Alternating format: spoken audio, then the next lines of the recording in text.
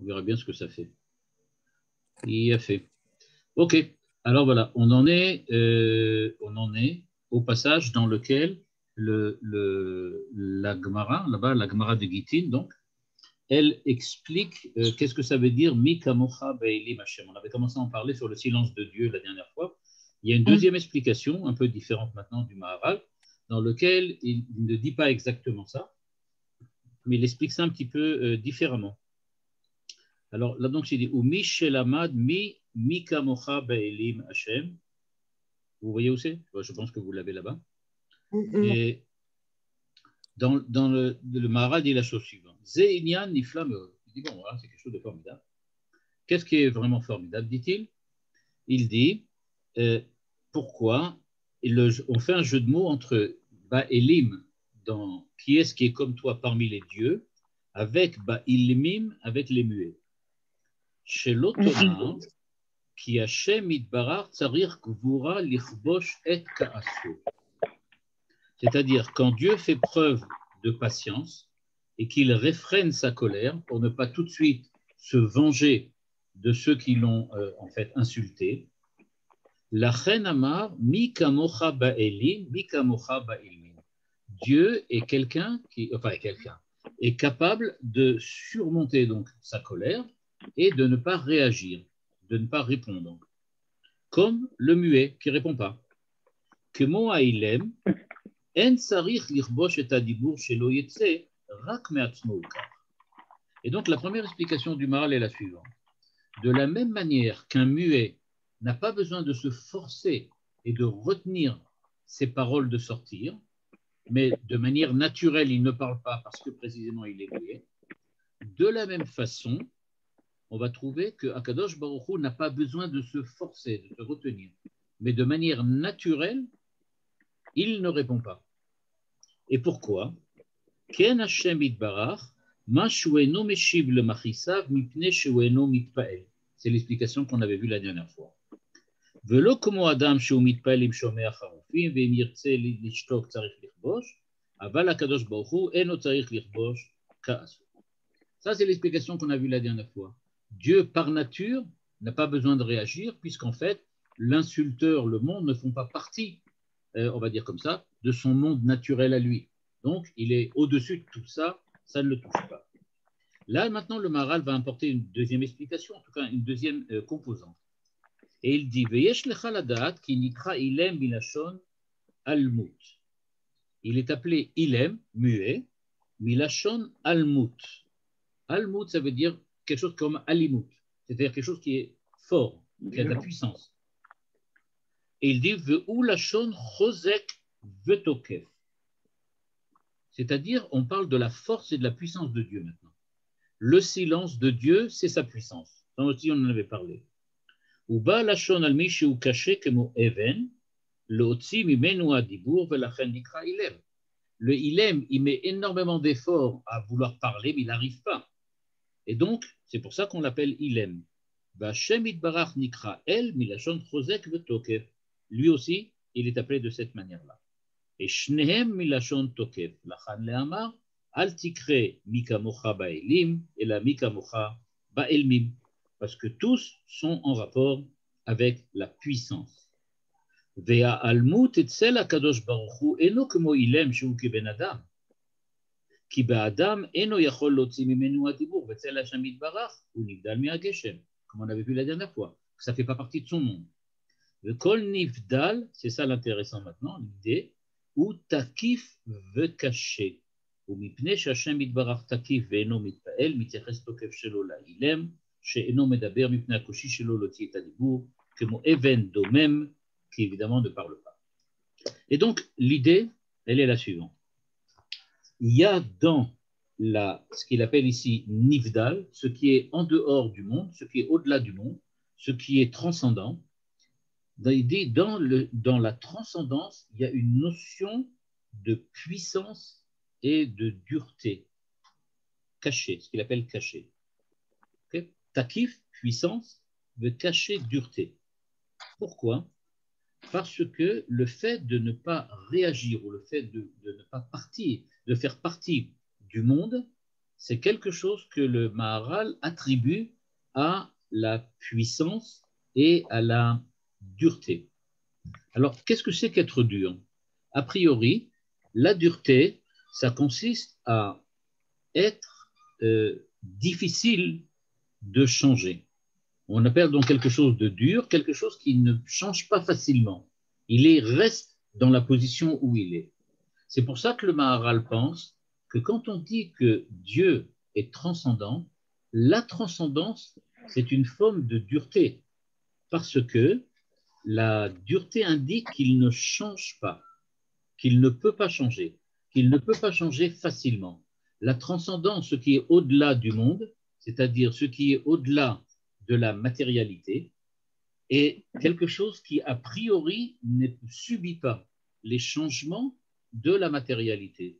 Et donc, quand on va parler de Dieu qui ne change pas, on va dire qu'il est dur. Dur dans le sens, pas de changement, pas de variation. Tout reste comme c'est. Tout reste statique. Dieu ne bouge pas, ne se déplace pas. Dieu reste statique. On va dire comme ça, la statique de Dieu, c'est ce qu'il appelle ici la dureté, la puissance. Et donc, quand on veut essayer de comprendre, donc, qu'est-ce que c'est que cette dureté? Eh bien, on va devoir essayer on va dire comme ça, de la comparer avec ce qu'il a trouvé chez la personne qui est, comment on appelle ça, qui est muet. Muette. Okay. Quelqu'un qui est muet. Et donc, cette espèce, disons comme ça, d'insensibilité de Dieu, okay, cette insensibilité de Dieu, le Maharal l'attribue maintenant à une certaine forme de rigidité. Donc, il y a insensibilité et rigidité, dureté.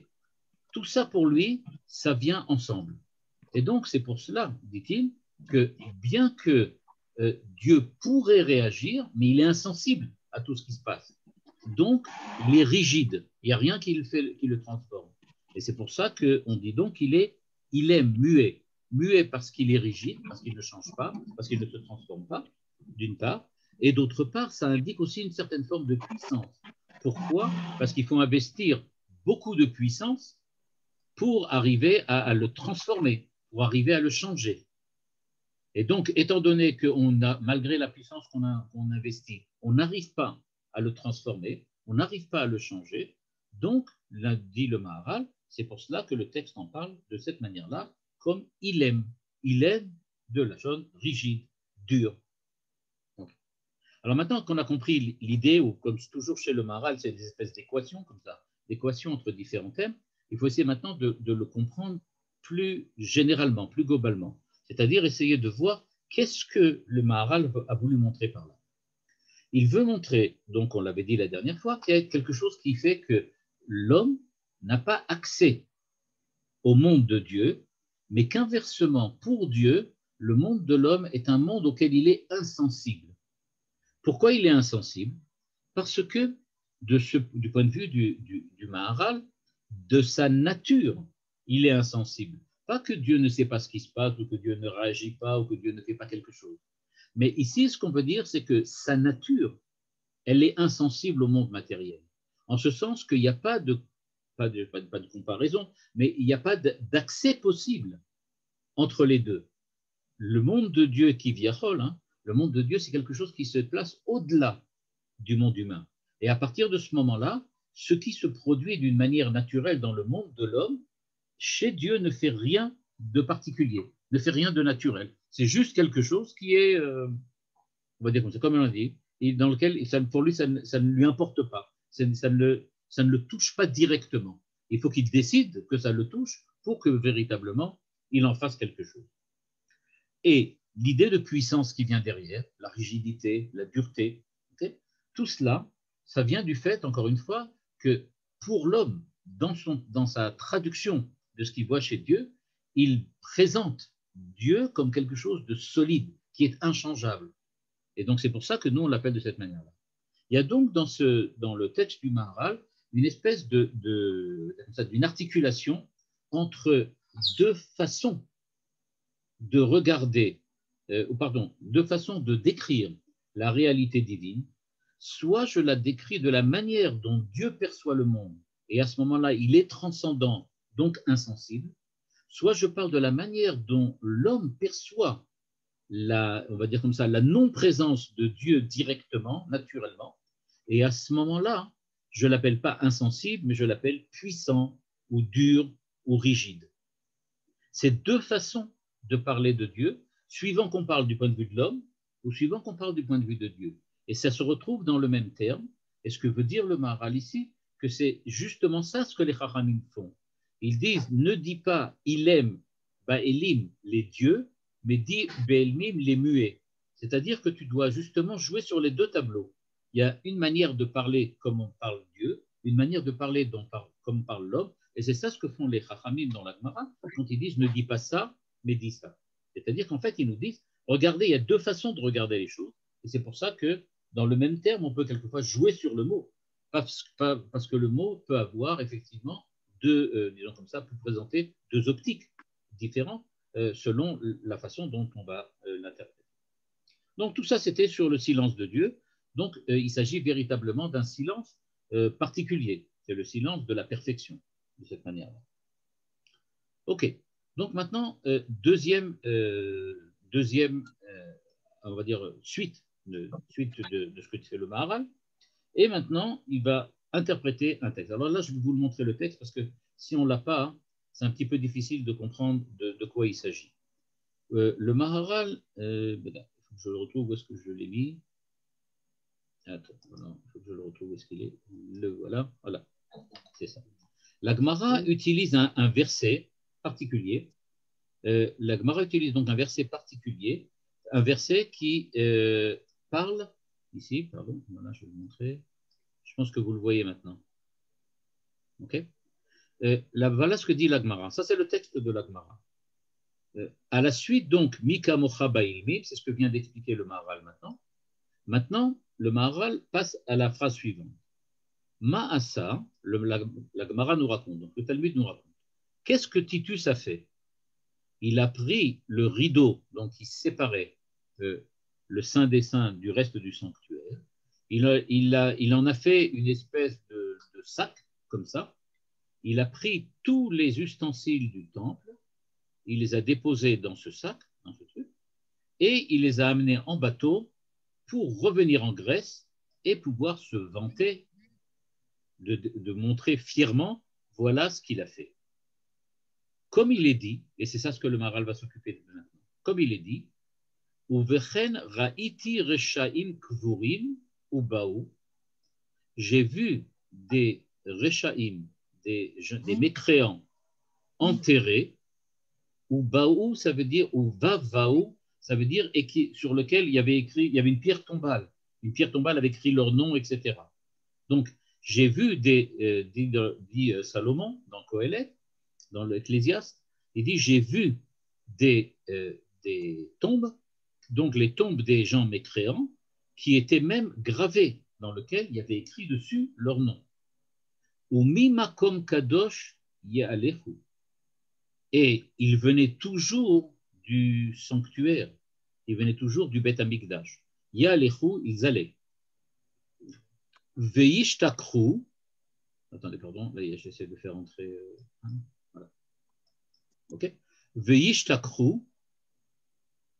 Donc, attendez, là, je crois que le texte il est ressorti, pardon. On va essayer encore de le remettre. Voilà. Il dit Veishtakru, et on a oublié Ba'ir Asherken Asu, dans la ville où ils l'avaient fait. Gamze Hevel, ça aussi, ça veut rien dire. Ça aussi, c'est nul et non avenu. C'est-à-dire, nous dit Kohelet. Alors maintenant, la traduction que je vais donner, ce n'est pas celle que va utiliser la Gemara. Mais il faut d'abord comprendre le verset avant de comprendre de quoi il s'agit. Le verset dit la chose suivante. Salomon se plaint qu'il y a des gens qui sont des mécréants et malgré tout, ils ont eu l'éternité. C'est-à-dire qu'ils continuent à être célèbres, malgré le fait qu'ils étaient des mécréants.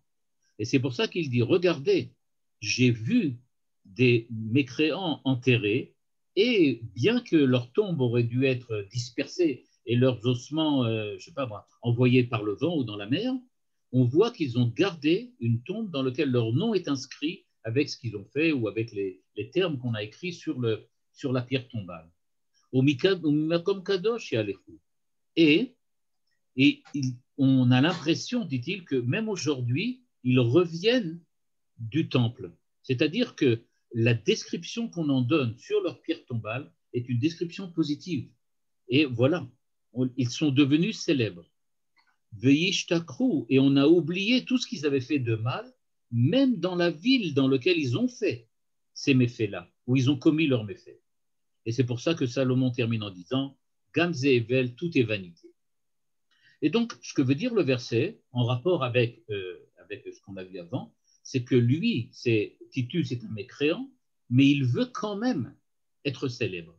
Et donc, le verset, semble-t-il, nous amène bien une interprétation, en tout cas du verset, semble nous dire que, regardez, il y a quelqu'un, des gens qui sont des mécréants, qui sont devenus célèbres, bien qu'ils ont commis des méfaits, même dans la ville où ils ont commis les méfaits, parce qu'on a oublié, les gens ont oublié petit à petit qu'ils avaient été des gens, de mauvaises personnes, et leur ton continue à être là-bas, à vanter leur qualité. Et donc, c'est ce que voulait faire Titus.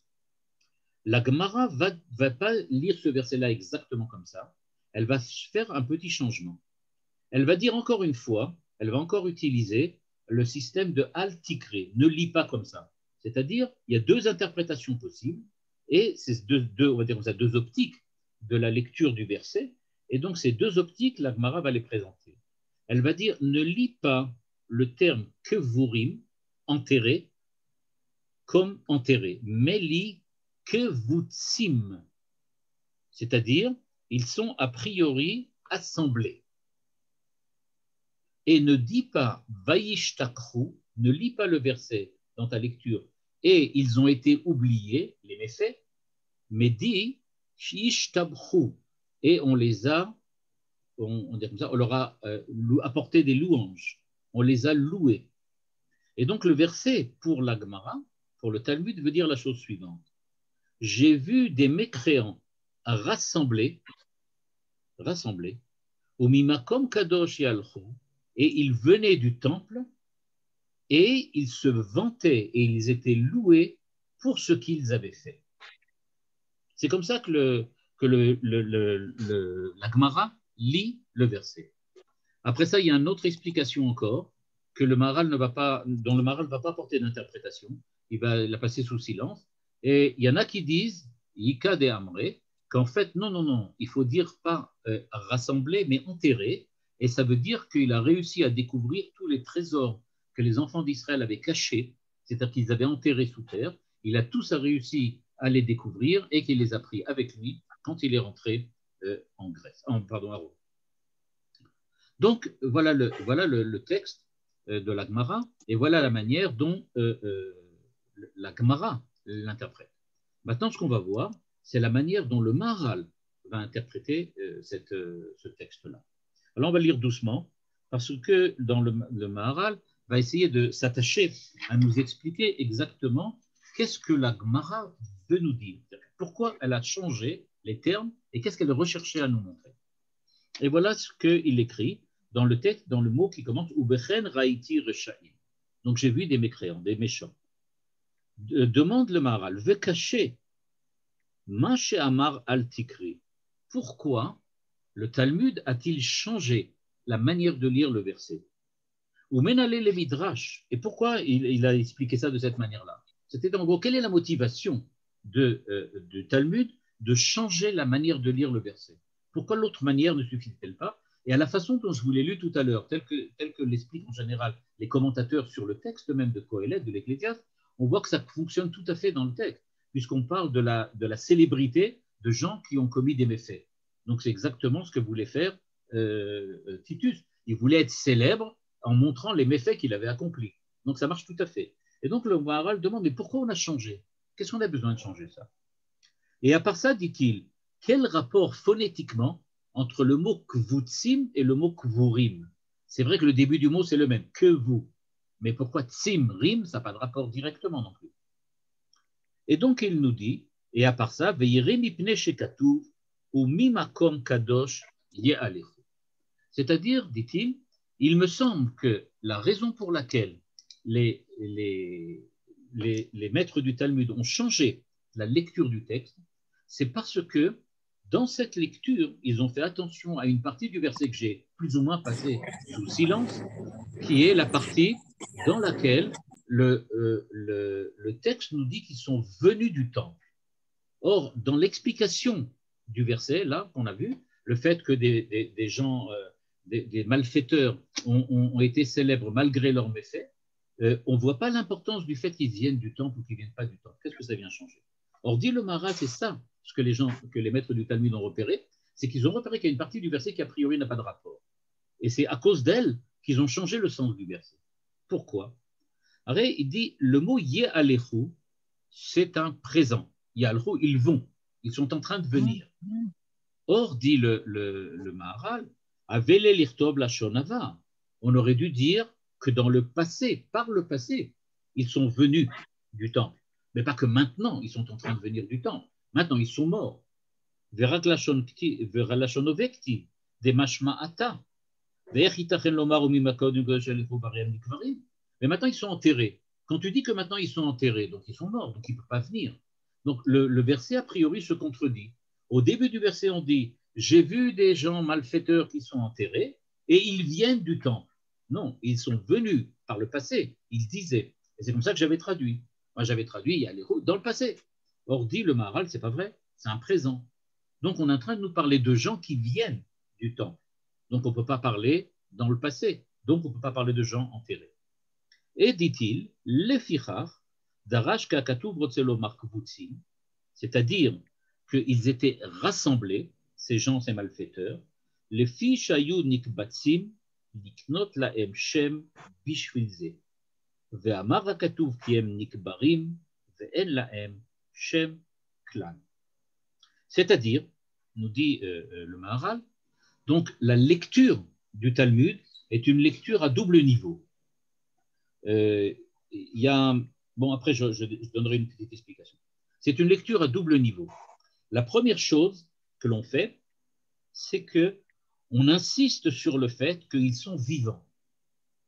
On ne parle pas de Titus en le comparant à des morts, des malfaiteurs morts, qui sont restés célèbres parce que leurs tombes sont encore aujourd'hui devant nous et qu'elles vantent les mérites de ce personnage.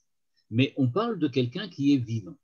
Donc on parle du fait que des malfaiteurs se sont assemblés pour devenir célèbres. C'est ça ce que le verset veut dire. Ces gens-là, ce sont des malfaiteurs qui se sont rassemblés pour devenir célèbres. Or, dit le Maharal, le texte nous dit, ils se sont rassemblés pour devenir célèbres, mais en fait, ils se sont enterrés eux-mêmes et ils ont perdu toute réalité de célébrité. Ils ne sont plus, non seulement plus célèbres, mais en fait, ils ont perdu même l'essence de leur existence. Donc, ce que dit le texte ici, c'est pas du tout que on parle d'hommes morts, d'hommes décédés malfaiteurs qui sont devenus célèbres, mais on parle de la volonté, on va dire comme ça, de l'action qu'entreprennent ces gens malfaiteurs ensemble pour devenir célèbres. Et le texte nous dévoile qu'en fait, ils se sont plus ou moins enterrés. Ils sont en fait des morts. C'est des zombies, des morts vivants. Ils sont là, ils croient qu'ils sont vivants, mais en fait, ils sont morts. Ils sont déjà enterrés. Pourquoi? Lachen, katav gamken, c'est pour ça qu'il est écrit, vaishtakru ba'ir, c'est-à-dire on ne les a pas oubliés dans la ville.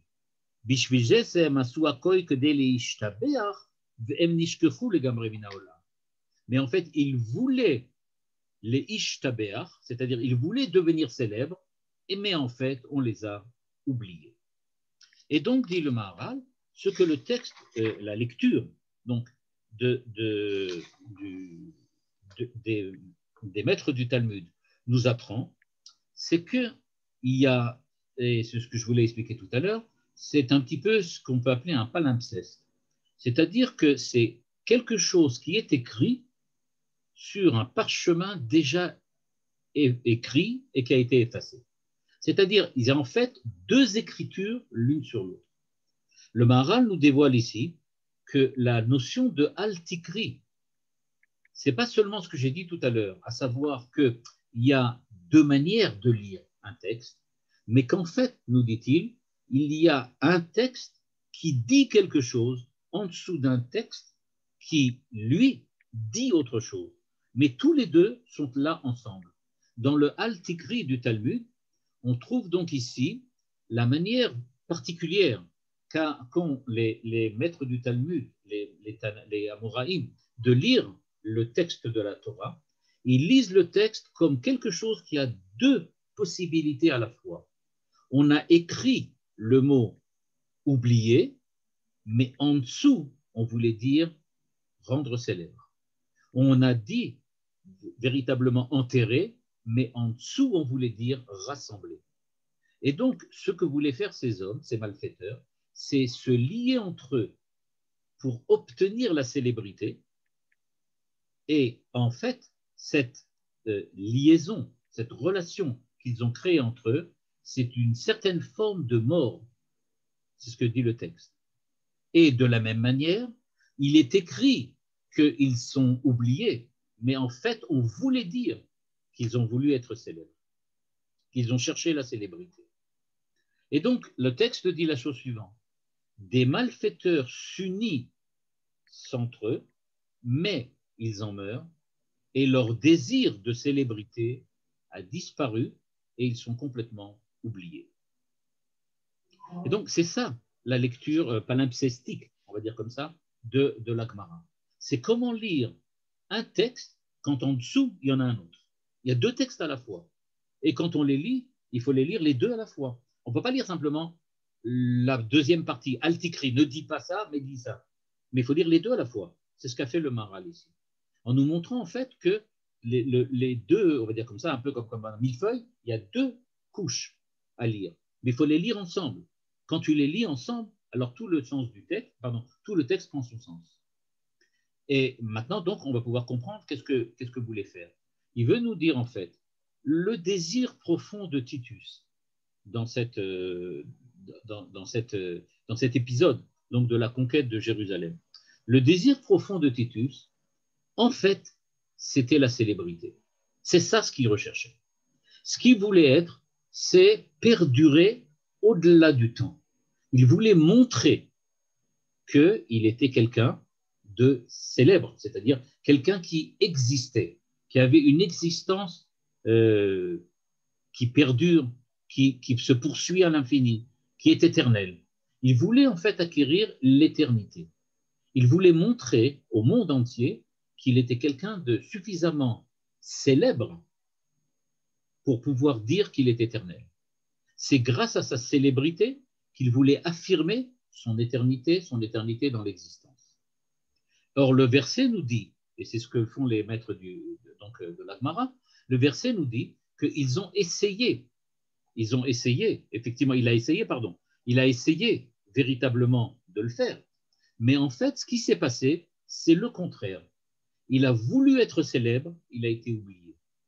Il a voulu, comme il le dit le texte, il a voulu véritablement exprimer quelque chose, dire qu'il est là, c'est-à-dire avoir une relation, comme il l'appelle, itztabrou, parce que les gens méchants veulent être ensemble, ils veulent montrer qu'ils représentent une force, une puissance. Ben, cette puissance on va dire comme ça, d'annexion qu'ils ont entre eux, eh bien, c'est on va dire comme ça, de fait qu'ils se mettent ensemble, okay, de leur relation, eh bien, cette puissance-là, en fait, c'est une manière de mourir. Et donc, la description de Titus que nous avons maintenant par rapport à la Gemara, elle est la suivante. Titus veut acquérir l'éternité grâce au fait qu'il s'allie avec d'autres malfaiteurs. C'est-à-dire que le désir profond de Titus, c'est que son acte ou ses méfaits ne soient pas seulement ses méfaits à lui, mais qu'il fasse partie d'un monde, d'un mouvement, on va dire comme ça, d'une espèce de parti politique qui est le parti des malfaiteurs. Et donc, il voudrait que l'ensemble de l'humanité reconnaisse qu'il y a un certain mouvement de pensée, entre guillemets, qui est la malfaisance, et que lui en fait partie, et que c'est ça qui lui donne la possibilité d'être définitivement supérieur à la mort, le fait qu'il est quelque chose qui ne bougera jamais. Parce qu'il y a dans l'humanité, il y a dans le monde le mal, la malfaisance, et que lui en fait partie. Il fait partie de quelque chose qui est éternel, la malfaisance. Et cette éternité de la malfaisance, il la prouve en ramenant évidemment tout ce qu'il a fait, tout ce qu'il a trouvé dans le temple, et tout ce qu'il a, et en ramenant aussi le rideau qui prouve qu'il a véritablement tué le Dieu des Hébreux là-bas. Donc, ce qu'on voit apparaître ici, c'est la volonté de Titus d'être un être malfaisant, parce que la malfaisance est une, on va dire comme ça, est une composante légitime et une composante indispensable au fonctionnement du monde. Et qu'en tant que participant de cette fonctionnalité, il demande à être éternel. Oui. Mais est-ce qu'on ne peut pas dire que finalement, toute personne, je ne sais pas, des fois qu'on entend des faits divers, des jeunes qui rentrent dans des lycées et qui se mettent à tirer, c'est un peu le même phénomène. Ça veut dire qu'ils ne peuvent pas se faire connaître par des faits intéressants, des faits positifs. Alors ils font un fait divers super négatif et comme ça, ils vont avoir la une du journal. C'est un peu ce qu'il a fait Titus, ça veut dire. Oui, tu peux dire ça. Mais il me semble que le Maharal veut insister sur autre chose. Le fait qu'il dise le texte à deux niveaux, c'est parce que lui, il pense qu'il y a quelque chose de beaucoup plus profond que simplement le désir d'être célèbre pour un instant. Il veut rester dans les annales de l'histoire. Il veut devenir quelqu'un d'extrêmement important. Globalement. Parce qu'il n'a pas uniquement tué 20 ou 30 personnes, c'est parce qu'il a réussi, parce qu'Akadosh Baruch Hu lui a permis d'être celui qui va détruire le temple. Non, tout à fait. Mais ce n'est pas lié à ses qualités. C'est lié à quoi? Non, c'est lié à son désir de vouloir être comme ça. C'est son désir. Oui. C'est lui ce qu'il veut être. Il veut être comme ça. Alors, je ne sais pas si, je sais pas si c'est vraiment. Mais il a réussi, il est célèbre. Pardon? J'ai pas entendu, je m'excuse. Il a réussi son. Il a réussi. Oui, il est devenu célèbre de ce point de vue-là. Il est célèbre, tout le monde sait qui c'est. Oui. Peut-être qu'il est devenu célèbre dans ce point de vue-là, que maintenant c'est vrai, on sait qui il est, etc. Mais ce que veut dire ici le Maharal, c'est que cette célébrité-là qu'il a voulu atteindre fait qu'il a été oublié en tant que Titus, le célèbre. Il est devenu Titus le connu comme le connu du mal, mais pas parce que le mal a une légitimité à l'intérieur du mouvement de la création. On sait que c'est quelqu'un qui a fait quelque chose de mal, c'est vrai. Mais ce n'est pas ça qu'il voulait, lui. Lui voulait être reconnu comme quelque chose de bien. Il voulait que les ishtaber, comme dit le texte, il voulait qu'on lui apporte des louanges, qu'on le glorifie. Il voulait être glorifié pour ce qu'il a fait. Alors là, il n'est pas glorifié, il est connu. Ça, c'est une autre histoire. Ce n'est pas exactement la même chose. À part ça, donc il dit ça, et donc, ce qui veut dire aussi, c'est qu'au contraire, ce désir de faire partie, on va dire comme ça, du mouvement négatif, malfaisant à l'intérieur du monde, l'a amené, en fin de compte, à devenir quelque chose qui est mourant. Il est mort, il est enterré. C'est ça ce que veut dire le Maharal. C'est-à-dire qu'il ne peut plus rester, on va dire comme ça de cette manière-là, il ne peut plus rester simplement quelqu'un qui a commis un méfait, il est mort, on va voir tout de suite de quelle manière, il est mort dans ce et par ce méfait. C'est ça qui l'a provoqué, parce qu'il a agi de cette manière-là. Donc il dit, le fait de se rassembler, de créer une relation avec l'autre, ça s'est transformé en fait chez lui en mort. C'est-à-dire qu'il a au contraire complètement disparu. Il voulait rester, mais il a disparu. Ok. La reine, dit le Maharal, c'est pour ça qu'il est écrit qu'il a été oublié. Alors maintenant, où se situe ici la mort? C'est-à-dire, on ne voit pas très bien. Le texte de la Gemara, ensuite, on va le voir, va nous raconter qu'il va mourir avec l'histoire de la mouche qui rentre dans le cerveau, etc. Mais ça, pour le moment, la Gemara ici, elle n'en tient pas compte. Avec quelqu'un qui pose une question. Pourtant, Titus a régné pendant 2 ans et de façon exemplaire sur le plan social. Ce n'est pas ce que pense le Maharal. Le Maharal pense que ce qui a été dit de positif sur Titus, c'est une erreur. c'est que les Chachamim ne pensent pas que c'est positif, donc ils ne considèrent pas le Titus comme quelqu'un de positif. Même si d'un point de vue historique, peut-être que nous aujourd'hui on sait qu'il a été positif, mais ça ne change rien pour le Maharal. Pour le Maharal, ça ne change rien. Donc, quel est le rapport maintenant avec la mort? C'est ça un peu la question qui se pose ici, c'est-à-dire pourquoi il est mort? Qu'est-ce que ça veut dire qu'il est mort? Alors ça, c'est le Maharal va l'expliquer maintenant, un petit peu de manière comme ça par la bande, dans le texte, dans la suite du texte. Alors, je vais vous montrer encore une fois la suite du texte de la Gemara, pour qu'on comprenne qu'est-ce que le Maharal ici veut expliquer. Le Maharal explique la suite du texte. Dans la suite du texte, que vous allez voir devant vous maintenant, donc on a expliqué donc cette relation entre l'oubli et la célébrité et les louanges et le fait de se rassembler entre eux et le fait de mourir. Mais on ne sait pas exactement comment. Et donc, le Maharal raconte ce qui s'est passé ici. Ahmad Alav Narshol nous raconte la Gemara, il y a brusquement une tempête qui a commencé à secouer le navire sur lequel était Titus quand il est revenu d'Israël pour se diriger à Rome.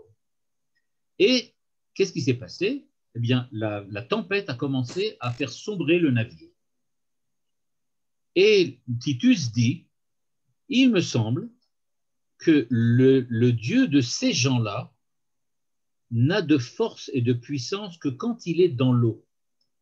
C'est-à-dire, il n'y a que dans l'eau, dans la mer, okay, que par l'eau, grâce à l'eau, qu'il arrive vraiment à dominer le monde. Pourquoi?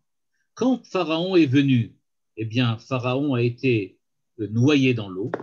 Quand est venu Sisra, autant des comment on appelle ça, les shoftim, autant des juges, il a été noyé dans l'eau. Et voilà, il recommence encore une fois. Et maintenant, il veut lui aussi, il veut me faire sombrer le navire et me noyer dans l'eau. Donc, en fait, la réaction de Titus était « Ah, je comprends, cette tempête, c'est pas rien. C'est parce qu'il désire me noyer. » Et il a cette idée très intéressante. Et Titus dit la chose suivante. S'il est vraiment aussi fort qu'il le dit, alors il n'a qu'à venir sur terre et me faire la guerre. Okay? C'est ça ce que le Titus a dit. Donc Titus affirme, disons comme ça, il dit à Dieu, en fait, tu es fort tant que tu es dans l'eau. Maintenant, monte sur terre, et bien on va discuter ensemble. Et on verra si tu seras aussi fort que tu le veux.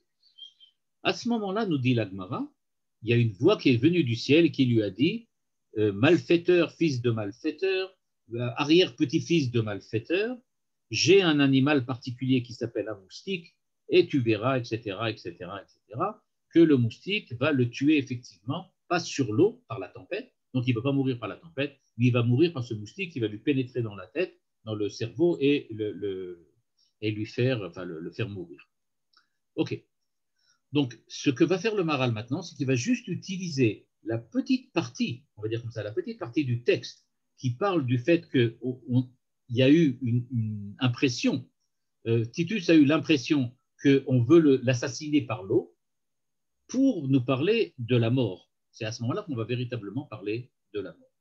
Et le texte dit la chose suivante, il y a un tout petit passage, très très intéressant, très beau passage. Il dit que le Maharal dit donc « En gvurato ela b'mayim ». L'expression qu'a utilisée le Titus, c'était de dire que la puissance de Dieu n'existe que lorsque Dieu est en rapport ou en relation avec l'eau. Yesh le dagdek, dit le Maharal. Lama midato shel hakadosh baruch hu labed et hareshaim b'mayim sheken hu haemet shederech shel hareshaim liot nevadim b'mayim. Là, il dit le Maharal quelque chose d'étonnant. Il nous dit, en fait, Titus a raison. Quand Dieu veut se débarrasser des malfaiteurs, des gens méchants, des mécréants, il utilise l'eau. C'est vrai. C'est pour ça que Pharaon est mort dans l'eau, Sisra est mort dans l'eau, et que Titus allait mourir dans l'eau. Il dit, c'est vrai. Donc, il a raison, Titus. C'est vrai. Effectivement, Dieu utilise l'eau pour punir. Pourquoi, dit-il? En davar ra'ou il hareshaim ki imamayim. Les fiches à Maïm, Mochim et Tadavar. Ce que l'eau fait, et qu'on verra un peu plus tard, que le feu ne fait pas, c'est que l'eau efface les choses. Le Maharal ensuite va même demander, oui, enfin d'accord, il efface ce qui est écrit. Mais enfin, on dit non. Non, il dit en fait, ce que fait l'eau, c'est quand quelque chose tombe dans l'eau, que l'eau vient, l'eau use la chose jusqu'à qu'elle disparaisse complètement. Il y a une espèce d'érosion par l'eau, alors que le feu, va nous expliquer le Maharal, c'est un peu différent, c'est pas la même chose. Il a une manière de détruire différente que l'eau. L'eau crée une érosion qui petit à petit fait disparaître complètement la chose en tant que telle. Alors que le feu, on va dire comme ça, la brise, la disperse, mais il ne la fait pas disparaître complètement. L'eau fait disparaître complètement. Parce qu'il dit, par exemple, qu'au moment du déluge, on utilise une expression qui s'appelle Vayimach Kolayokum, que l'eau du déluge a effacé, comme on efface un tableau. Il a effacé tout le monde entier. Et il nous explique pourquoi. Qui a Adam, Yeshlot Tselem, Vedmut. L'homme a ce qu'on appelle Tselem Vedmut. Il est fait à l'image de Dieu. Et puisque le malfaiteur, le mécréant, le méchant est complètement effacé, de telle manière qu'il n'y ait plus aucun souvenir de lui dans le monde, c'est pour ça que Dieu utilise l'eau pour les méchants, afin de les effacer leur nom et leur souvenir du monde entier. Parce que l'eau efface complètement la forme des choses. C'est pour cela qu'elle sait que l'eau est la chose la plus adéquate pour effacer, annihiler, anéantir les méchants du monde. C'est le texte du Maharal. Et donc, le Maharal insiste ici sur le fait que dans cette vocation de l'eau à détruire les méchants, c'est parce que l'eau a cette capacité d'enlever, d'effacer tout ce qu'elle érode. Et donc cette érosion créée par l'eau, c'est une manière de faire disparaître. Ce que voulait donc dire le Maharal, en rapport avec le verset précédent et l'interprétation qu'on avait vue dans le Talmud du verset précédent, c'est que l'érosion de ces méchants et de ces malfaiteurs qui se sont rassemblés ensemble pour être célèbres, en fait, ce qu'ils ne savent pas encore, c'est que leur rassemblement est une érosion perpétuelle qui va en fait les amener à disparaître complètement.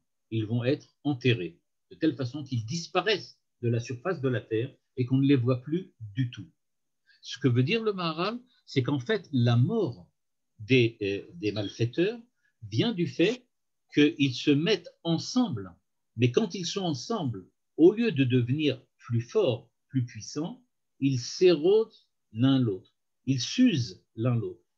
On va dire comme ça, ils disparaissent, ils se font disparaître les uns les autres.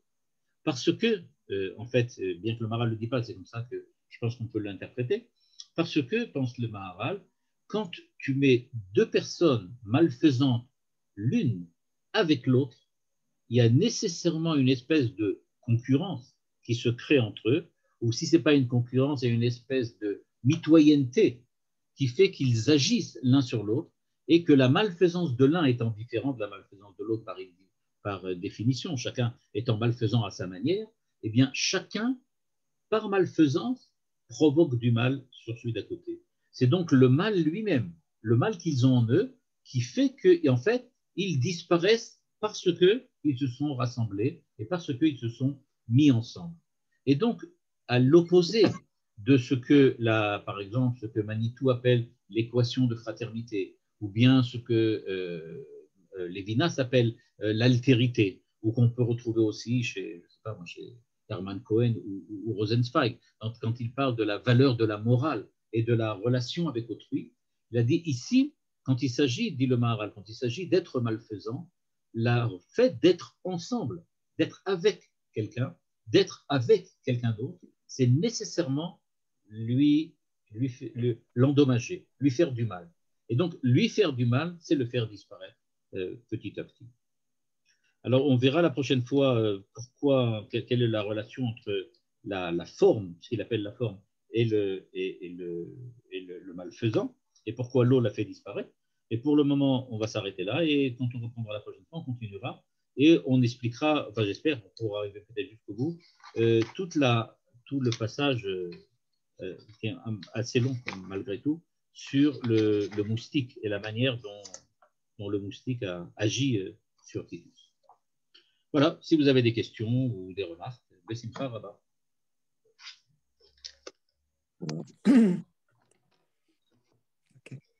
Ok. Eh bien, bonsoir à tout le monde. Bakasha. Merci.